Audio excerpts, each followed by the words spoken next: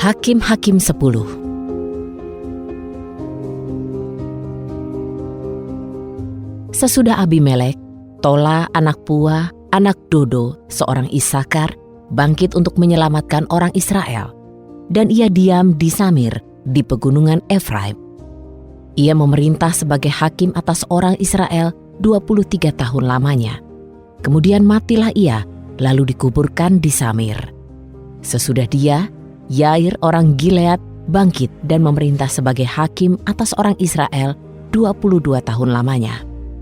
Ia mempunyai 30 anak laki-laki yang mengendarai 30 ekor keledai jantan, dan mereka mempunyai 30 kota yang sampai sekarang disebut orang sebagai kota Yair di tanah Gilead. Lalu Yair mati dan dikuburkan di Kamon. Kemudian Bani Israel melakukan kejahatan lagi dalam pandangan Yahwe, dan mereka melayani para Baal dan para Astoret dan ilah-ilah orang Aram dan ilah-ilah orang Sidon dan ilah-ilah orang Moab dan ilah-ilah Bani Amon dan ilah-ilah orang Filistin. Sedangkan mereka meninggalkan Yahwe dan tidak beribadah kepadanya. Lalu murka Yahwe pun bangkit terhadap orang Israel, dan dia menyerahkan mereka ke dalam tangan orang Filistin dan Bani Amon. Mereka menginjak dan menindas Bani Israel pada waktu itu 18 tahun lamanya, yakni semua Bani Israel yang tinggal di seberang Yordan di tanah orang Amori yang di Gilead. Bani Amon pun menyeberangi sungai Yordan untuk berperang melawan suku Yehuda, suku Benyamin, dan keturunan Efraim, sehingga orang Israel menjadi sangat menderita. Lalu Bani Israel berseru kepada Yahwe sambil berkata, "Kami telah berbuat dosa terhadap Engkau, karena kami telah meninggalkan Elohim kami, lalu beribadah kepada para Baal."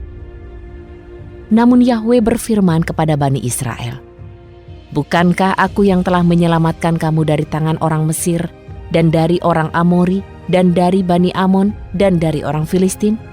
Juga orang Sidon, dan suku Amalek, dan suku Maon, yang telah menindas kamu. Dan ketika kamu berseru kepadaku, aku menyelamatkan kamu dari tangan mereka. Namun kamu telah meninggalkan aku dan beribadah kepada ilah-ilah lain. Sebab itu aku tidak akan menyelamatkan kamu lagi. Pergi dan berserulah kepada ilah-ilah yang telah kamu pilih. Biarlah mereka menyelamatkan kamu pada waktu kesesakanmu." Bani Israel berkata kepada Yahwe, "Kami telah berbuat dosa. Lakukanlah kepada kami apa yang baik di matamu. Hanya bebaskan kami sekarang ini." Lalu mereka menjauhkan ilah-ilah asing dari tengah-tengah mereka, kemudian beribadah kepada Yahwe. Maka hati Yahwe menjadi terharu atas penderitaan mereka. Kemudian Bani Amon dikerahkan dan berkemah di Gilead, dan Bani Israel berkumpul dan berkemah di Mispa.